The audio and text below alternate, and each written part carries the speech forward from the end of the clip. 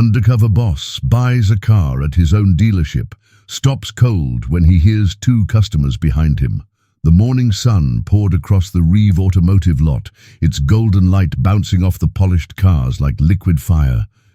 It was a picture-perfect day, a typical morning at a bustling dealership.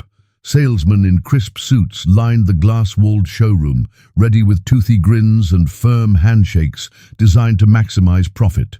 Every gesture, every practiced smile, every well-timed laugh was a well-rehearsed play. But today wasn't like any other day. Amid the polished chrome and glass, there was a man who blended effortlessly into the background. Faded jeans, a plain button-down shirt, and an easy, unassuming smile gave him the look of a regular middle-aged customer, just browsing. His name? Dwayne Johnson, 53 years old. The sales staff didn't know it, but this quiet man wasn't just another customer. He was the CEO and founder of Reeve Automotive, the very chain they worked for. Dwayne had built the company from the ground up, expanding across multiple states with a reputation for quality and fairness. But success had come at a price. As the business grew, so did the distance between him and the daily pulse of the dealerships. Lately, whispers had reached Dwayne's ears, complaints about pushy salesmen, unfair trade-in offers, hidden fees. On paper, everything seemed fine.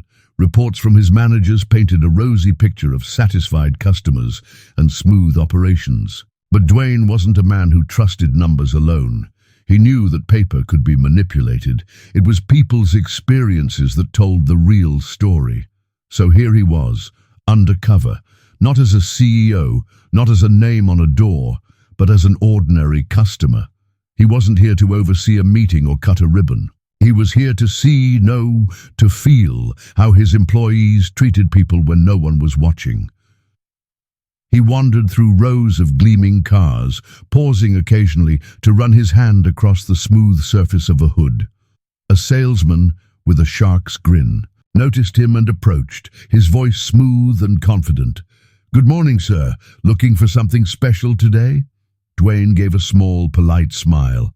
"I'm in the market for something reliable. Maybe a used sedan, nothing too fancy." The salesman nodded eagerly. "We've got some great options. Let me show you." As they walked, Dwayne's real focus wasn't on the sales pitch. It was on the subtle cues, the darting eyes of the staff, the hushed conversations behind desks, the slight tension in the shoulders of customers waiting to be served. Years of experience had trained Dwayne to read a room like a seasoned poker player, and then he heard it.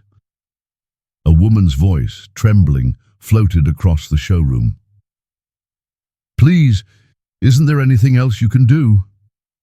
Dwayne turned his head slightly, his gaze zeroing in on an elderly couple standing at the trade-in desk.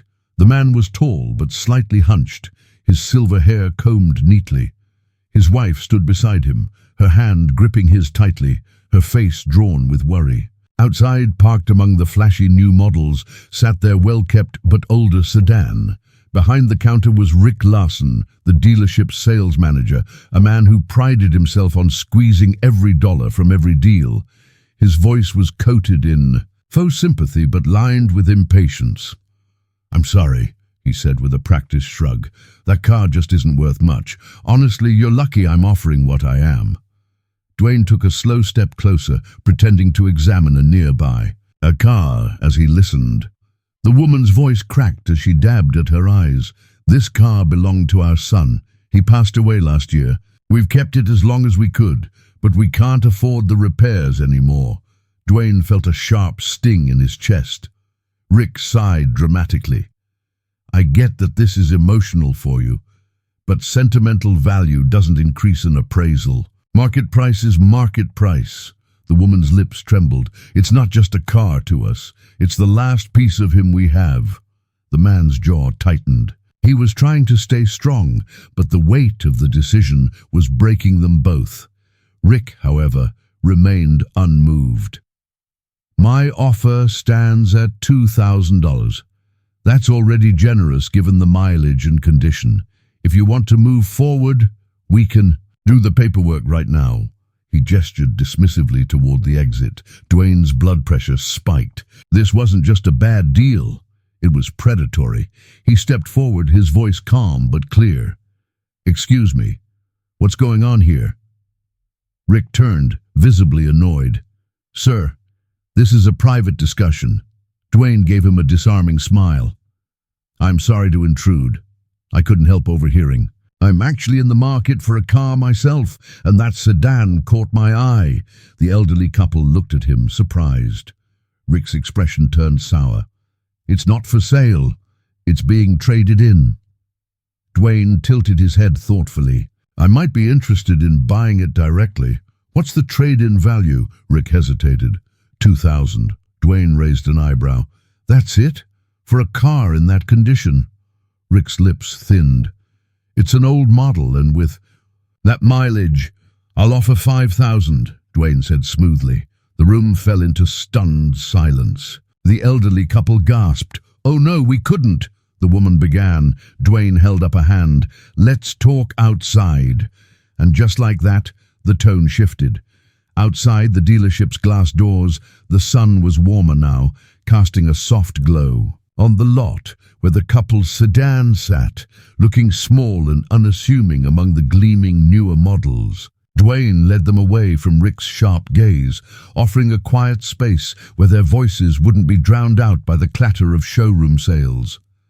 Harold's brow was furrowed, his shoulders stiff with the weight of a decision he clearly didn't want to make. Linda, her hand still clasped around her husband's, glanced at Dwayne, her eyes cautious but hopeful. "Why would you want to buy it directly?" Harold asked, voice low, tinged with skepticism. Dwayne's smile was gentle but resolute. "Because it shouldn't end up on a resale lot. This isn't just a car, is it?" Harold swallowed hard, the corners of his mouth trembling. "No, it was our son's. He was a firefighter, a hero in our community. This car was his pride and joy.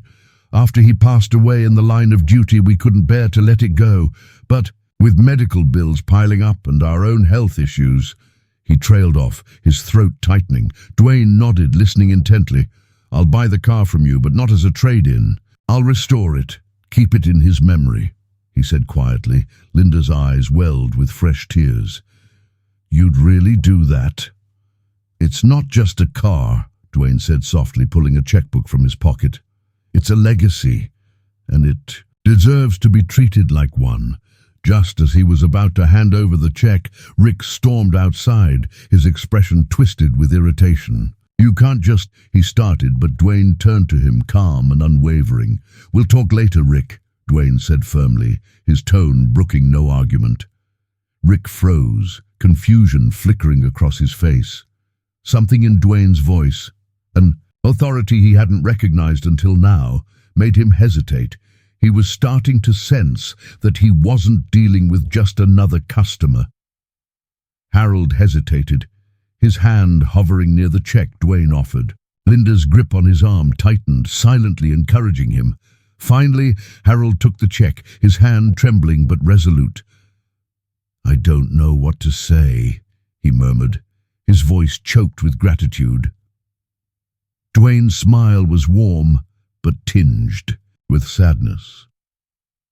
"Drive your son's car home with pride," he said softly. As they walked away, Rick's simmering frustration boiled over. "What the hell do you think you're doing?" he snapped, stepping closer to Dwayne.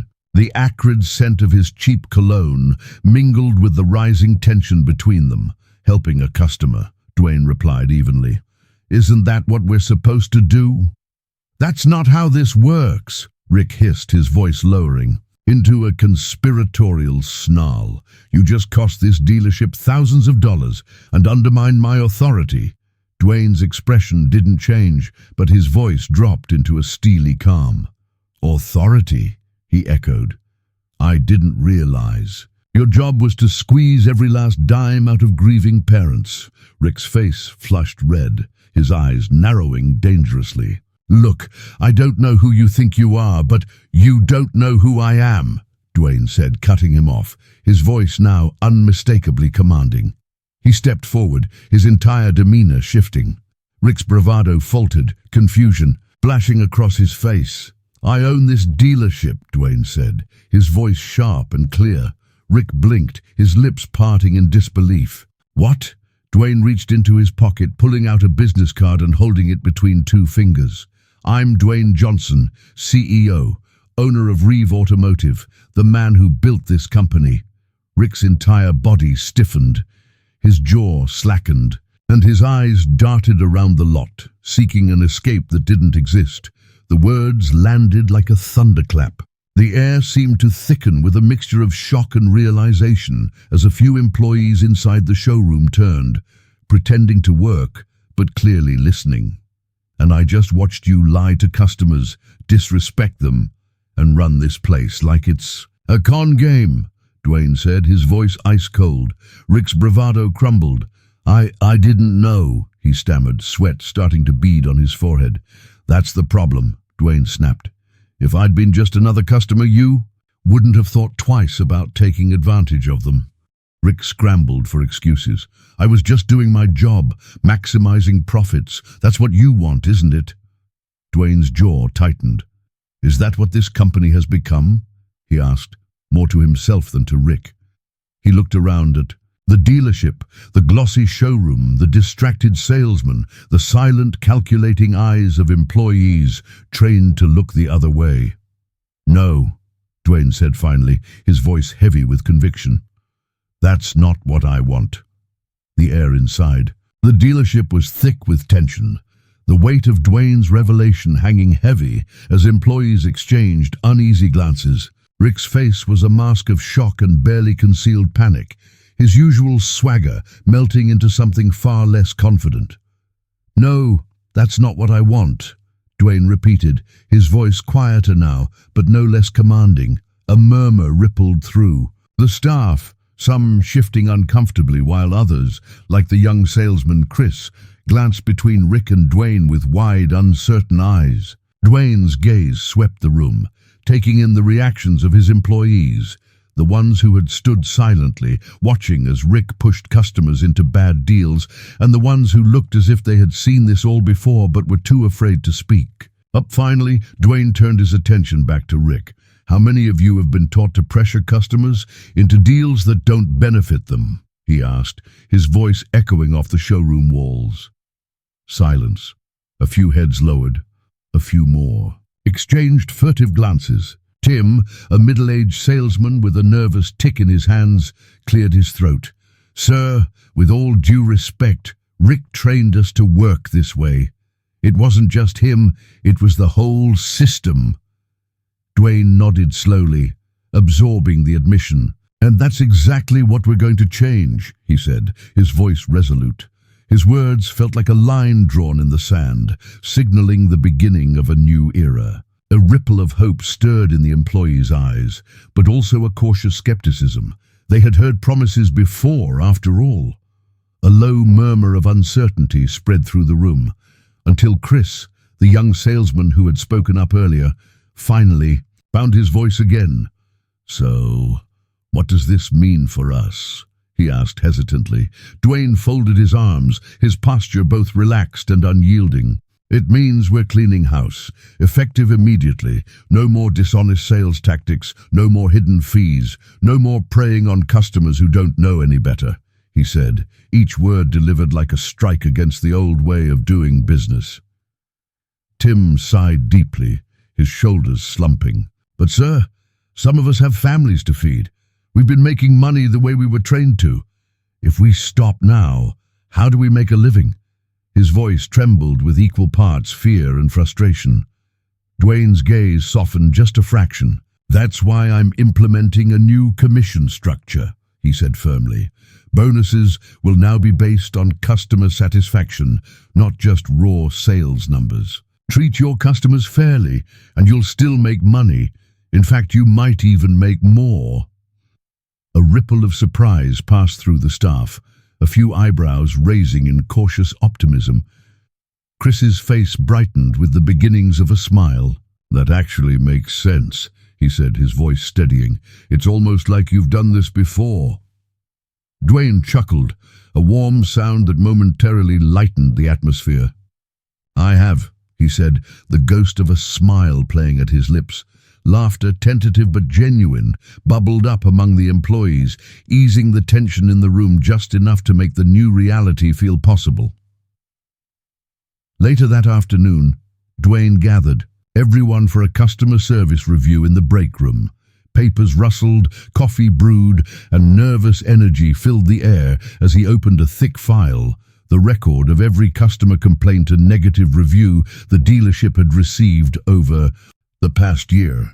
One by one, he read the stories of customers who had been deceived, ignored, or pressured into deals they didn't fully understand.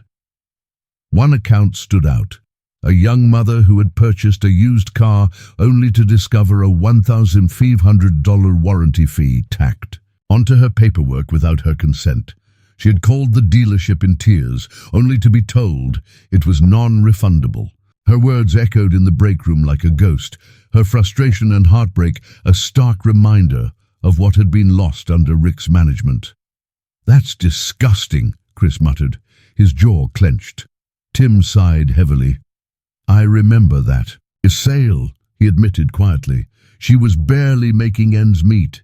Dwayne's eyes were hard, his voice unwavering. "We're going to fix it," he said. "I want the list of every customer who was overcharged, misled, or treated unfairly. We're calling them back and making things right." A stunned silence filled the room. Then a spark of hope flickered in Chris's eyes. "You're serious?" "Dead serious," Dwayne said, his tone resolute. As the sun dipped lower on the horizon, Dwayne found himself sitting in his office, personally making phone calls to customers who had been wronged. Each apology, each promise to make things right, was another step toward rebuilding not just the dealership's reputation, but its integrity. "Hello, Mrs. Thomas. This is Dwayne Johnson, the owner of Reeve Automotive. I just wanted to call and personally apologize for the way you were treated when you bought your car." On the other end, a beat of stunned silence, then a disbelieving laugh. "You're the owner? Calling me?" "Yes, ma'am, and I'm here to make it right," Dwayne said, his voice as sincere as it was determined. As the sun dipped lower, in the sky, casting long shadows across the dealership, Dwayne leaned back in his office chair, exhausted but satisfied. The weight of a day spent righting wrongs settled on his shoulders, but it was a weight he carried willingly. The dealership wasn't perfect yet, but for the first time in a long time, it felt like it was heading in the right direction. A soft knock sounded at the office door. Chris, the young salesman who had bravely spoken out against Rick earlier, stepped inside, a grin spreading across his face. "Boss," he said with a hint of mischief, "we just had 3 walk-ins asking if the rumors were true. If the owner was actually fixing bad deals." Dwayne's lips curled into a smile. "Good," he said simply. "Let's keep proving them right." The next morning, the dealership buzzed with anticipation. Word had spread like wildfire through the community, and by the time the doors opened, a line of customers stretched down the sidewalk. Some were former customers hoping for a second chance. Others were new faces drawn by the news of an owner who valued fairness over profits. Dwayne arrived early, parking his car discreetly across the street to observe. He watched as employees unlocked doors, greeted customers, and settled into their roles. A few were still hesitant, uncertain if the changes would last. But there was an undeniable shift in the atmosphere, a tentative hopefulness that perhaps, just perhaps, things were finally different. Inside, Chris and Tim were already at their desks. Chris glanced up and smirked. "Morning, boss," he called. Dwayne chuckled, stepping inside. "You don't have to call me that," he teased. Chris grinned. "Better than that mysterious guy who pretended to be a customer, right?" Dwayne laughed, shaking his head. "Fair point." Tim approached, his expression thoughtful. "You really meant everything you said yesterday, didn't you?" he asked. Dwayne nodded without hesitation. "Every word." Tim sighed, his shoulders relaxing slightly. "I guess I owe you an apology," he admitted quietly. Dwayne tilted his head. For what? For standing by and letting Rick run this place the way he did. I saw things I didn't agree with, but I needed the job. I told myself it wasn't my place to speak up, Tim said, his voice tinged with guilt. Dwayne placed a hand on his shoulder, his expression kind. You're here now, doing the right thing. That's what matters. As they spoke, the glass doors swung open, and a familiar figure entered the showroom. Harold and Linda Carter, the elderly couple from the day before, walked in with newfound confidence. Linda's eyes sparkled as she took in the transformed dealership, while Harold's cautious demeanor was replaced by a quiet determination. Dwayne crossed the floor to greet them warmly. "Mr. and Mrs. Carter," he said, extending his hand. "I didn't expect to see you back so soon." Harold gripped his hand firmly. "We wanted to thank you," he said, his voice steady. "Not just for what you did for us, but for what you're doing here." Dwayne blinked in surprise. Linda smiled softly. "Word spreads fast in this town, Mr. Johnson. People are talking about how you stood up for us, how you fired that awful man and made things right. We're not the only ones who've been mistreated." A slow realization dawned on Dwayne. This wasn't just about one dealership, it was about the entire community. Before he could respond, the showroom doors opened again, and a young woman in her mid-30s stepped inside. Her face, a mix of frustration and hope, was flushed as she clutched a folder of papers against her chest. The receptionist started toward her, but the woman's eyes locked on Dwayne. "Are you the owner?" she asked, her voice trembling. Dwayne nodded. "Yes. How can I help you?" "My name is Rebecca Sanders," she said, stepping forward. "Last year I bought a used car from this dealership, a Ford Explorer. The salesman told me it was a great deal, that the financing was affordable. But when I got home and went through the paperwork, I realized there were fees I never agreed to."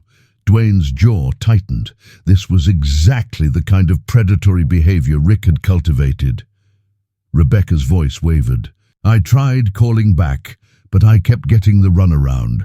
They said it was too late to change anything. I ended up paying almost $3,000 more than I expected." A few employees exchanged uneasy glances, shifting their weight as if the walls themselves had absorbed her frustration. "I'm sorry that happened to you," Dwayne said sincerely. Rebecca's eyes narrowed. "That's not enough. I don't want an apology. I want to know what you're going to do about it." Dwayne didn't flinch. "Let's pull up your file and see exactly what happened," he said firmly. Rebecca blinked, surprised. "Just like that?" "Just like that," Dwayne assured her. Chris accessed the system, pulling up her contract. The numbers were as clear as daylight. Unnecessary fees, inflated financing terms, and everything Rebecca had described.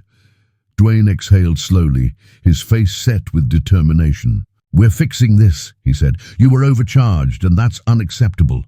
Chris, remove the additional charges and calculate a refund. Issue it immediately."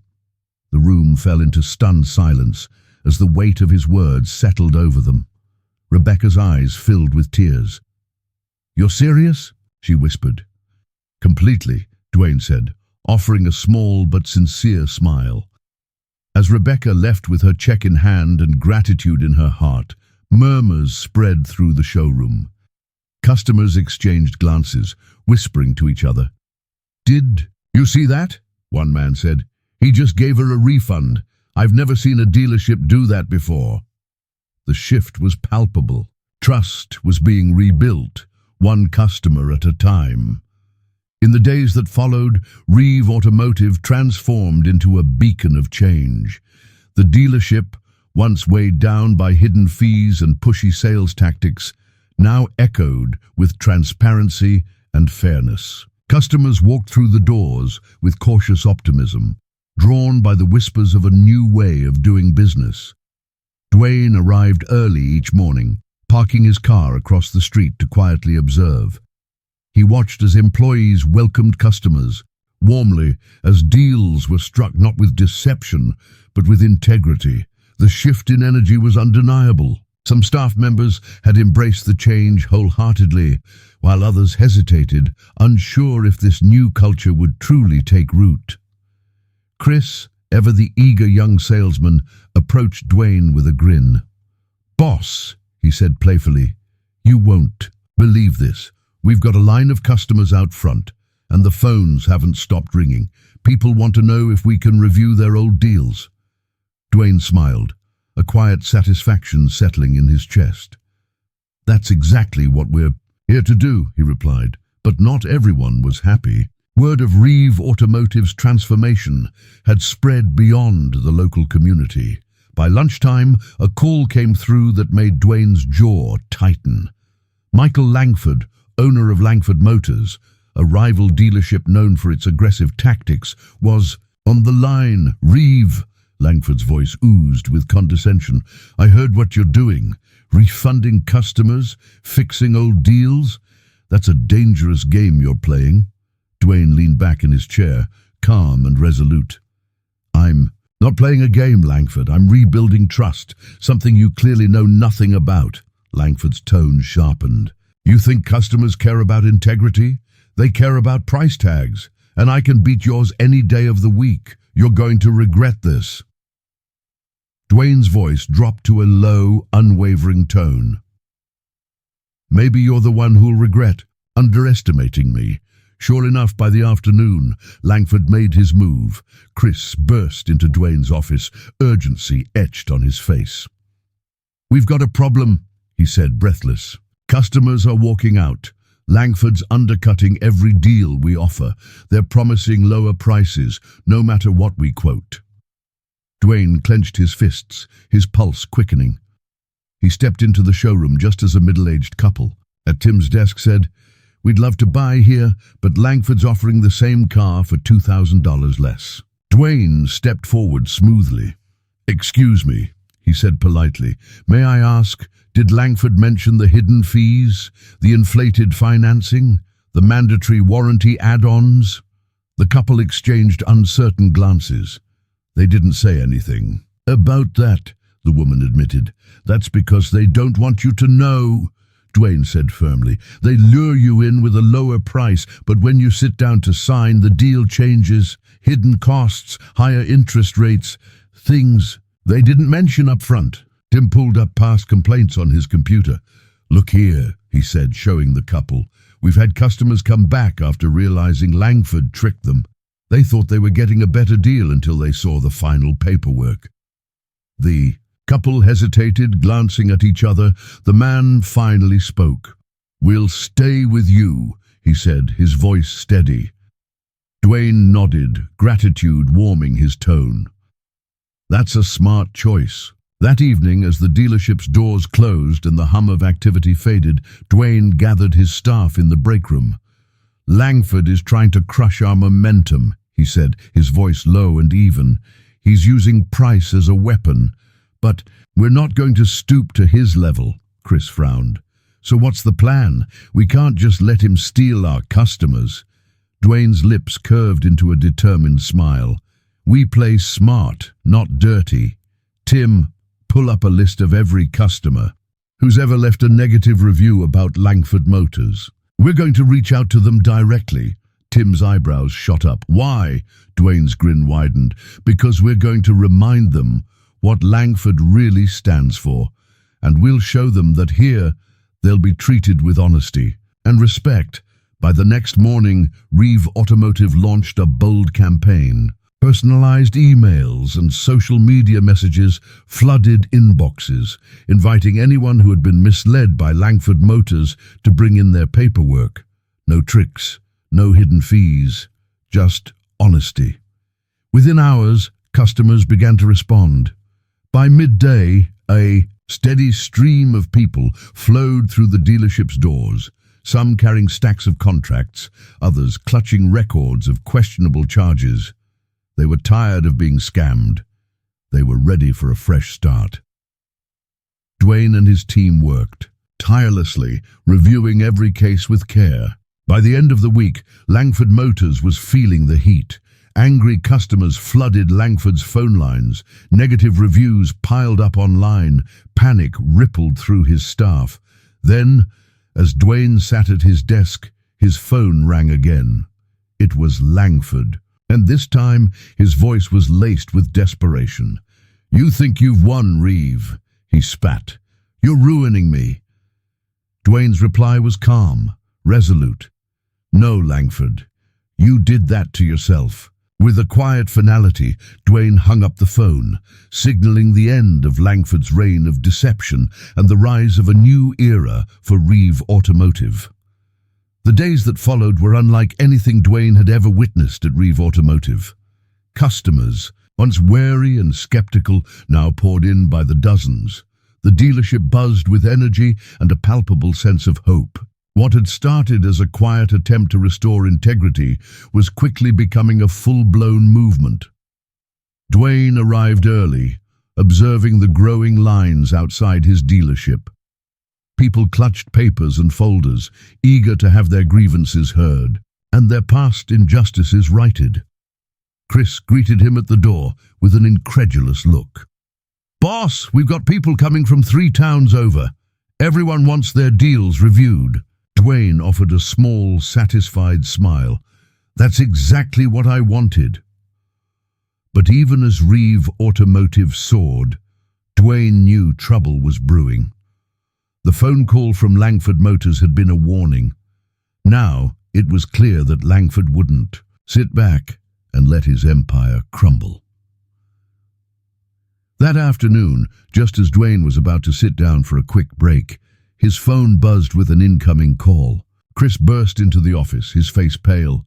"Boss, you need to see this." He handed over his phone, and Dwayne's heart sank. The headline blazed across the screen. "Langford Motors exposes Reeve Automotive's refund scam." In the exclusive interview, Langford claimed that Dwayne's dealership was refunding only select customers, not as a gesture of goodwill, but as a cover for past dishonest practices. Langford painted Reeve Automotive as a sinking ship, desperate for attention, and on the verge of collapse. Chris's voice trembled. "Some of the customers are already questioning us. They're asking if this is just a PR stunt." Dwayne's jaw tightened, his pulse steadying. Langford had played his hand, but Dwayne wasn't about to let him rewrite the narrative. The next morning, Dwayne stood outside the dealership, surrounded by a sea of reporters, customers, and employees. Cameras flashed as he stepped forward, his voice calm but resolute. "Good morning. I'm here to address the accusations made against Reeve Automotive." The crowd hushed, the tension thick. "Langford claims we're running a refund scam, that we're misleading customers, that we're on the brink of failure," Dwayne continued, pausing for effect. Then a slow, confident smile curved his lips. "He's right about one thing. Our business model is different, but it's not a scam. It's called integrity." A ripple of surprise coursed through the crowd. Reporters leaned in, scribbling furiously. Dwayne's voice rang clear. "Yes, we refunded customers who were mistreated. Yes, we corrected bad deals. Yes, we took responsibility for the past, and we'll continue to do so." Langford's accusations were crumbling under the weight of truth. Dwayne wasn't just defending himself. He was owning his actions, standing as a beacon of what honest business could look like. "Langford Motors wants you to believe that honesty can't survive in this industry, that we need to trick customers to stay afloat," he said, his voice hardening. "That's a lie, and we're proving it." Just as he finished speaking, a man in the crowd stepped forward, a man Dwayne didn't recognize. He was holding a folder of papers and wore a weary but determined expression. "I quit my job at Langford Motors this morning," he said, his voice carrying across the gathered crowd. Gasps echoed through the air. "Everything Mr. Johnson just said is true. These," he said, raising the folder, "are records of hidden fees, fake discounts and financing scams at Langford. The crowd erupted into shocked murmurs and gasps. Dwayne felt a surge of satisfaction as the truth finally came to light. The reporters scrambled for the papers, snapping photos and recording every word. Langford's carefully spun narrative had just shattered. That evening, Reeve Automotive was flooded with customers, drawn not just by the prospect of fair deals, but by the undeniable proof that integrity had returned. Langford Motors, meanwhile, was spiraling. Negative reviews poured in. Customers demanded refunds. Within a month, Langford's empire crumbled and his dealership was forced to close its doors. Dwayne, standing in the quiet of his now thriving showroom, knew this was more than a business victory. It was a restoration of trust, a testament to what could happen when courage met integrity. He had set out to fix his dealership.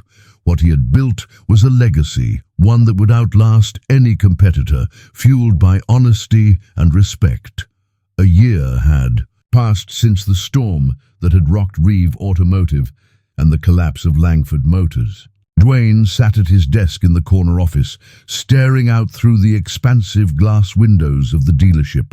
The lot outside gleamed with polished cars, but it wasn't the shine of the vehicles that made him smile. It was the hum of honest and work, the quiet assurance that his business was now built on a foundation of integrity. Sales were up, morale was higher than ever. Chris, the once cautious young salesman, was now the dealership's sales manager, mentoring new employees with a mixture of wisdom and empathy. Tim, the seasoned salesman, was training staff not just on products, but on the importance of transparency and respect. It wasn't just about closing deals anymore. It was about building relationships, creating trust that would last far longer than a single sale. As Dwayne leaned back in his chair, he picked up a letter from his desk. It was handwritten, the paper slightly creased from careful handling. The return address caught his eye: Harold and Linda Carter, the elderly couple whose story had sparked the change. He unfolded the letter slowly, a photo slipping out onto the desk. It was their son's old car, now fully restored, gleaming proudly in their driveway. Below the photo, a simple note read, "Thank you for proving that good people still exist in business. Our son would have been proud of you." Dwayne felt a tightening in his chest, a swell of emotions that no sales report or profit margin could ever match. This was what it had all been for: the sleepless nights, the tough decisions, the battles fought not just for a company, but for the people it served. He stood up, walking to the window, watching as a young family arrived on the lot, greeted warmly by Chris, a mother, a father, and their excited young son, his small hand clutching a toy car. They weren't just buying a vehicle. They were stepping into a place where they could trust the people they were dealing with, a place where they could believe in the promises made. Dwayne's phone buzzed, pulling him from his thoughts. It was a message from Chris, sent from the sales floor. They said they chose us because they heard we care about our customers. They said they can feel the difference. He smiled, a quiet, satisfied smile, knowing that this was just the beginning. This wasn't just about selling cars, it was about setting an example. Reeve Automotive wasn't just surviving, it was thriving, proving that integrity and success weren't mutually exclusive. As he looked back out the window, the dealership bathed in the warm glow of the afternoon sun, Dwayne knew one thing for certain. What he had built here wasn't just a business, it was a legacy, one that would endure for years to come, a shining beacon in an industry too often clouded by greed. And it all started with one act of courage, one decision to stand up for what was right.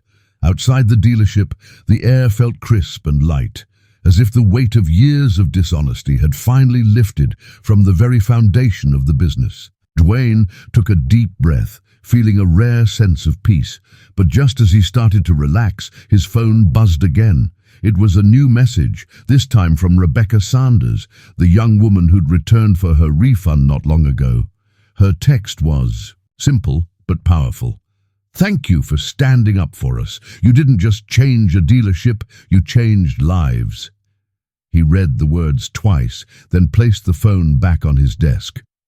His eyes wandered to the photo from Harold and Linda Carter. One more time, a silent reminder of what really mattered. Just then, Chris knocked on the door and stepped inside, holding a fresh report. "Boss," he said with a proud smile, "we just got word from corporate. Our customer satisfaction ratings have skyrocketed. We're not just a dealership now.